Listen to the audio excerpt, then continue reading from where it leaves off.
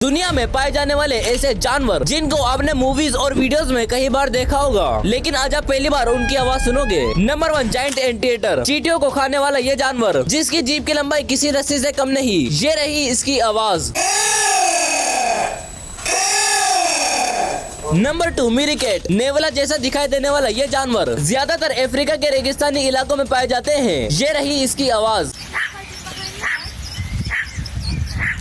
Number 3, देखने से पहले अगर आप भी गंदे से नेवले नहीं बल्कि एक अच्छे इंसान हो तो लाइक और सब्सक्राइब कर दो और अपनी फोन की बैटरी परसेंटेज कमेंट करो। देखते हैं किसकी सबसे ज्यादा है। Number 3, porcupine. एक ऐसा जानवर जिसके कांटों से जंगल का राजा शेर भी डरा करता है। ये रही इसकी आवाज।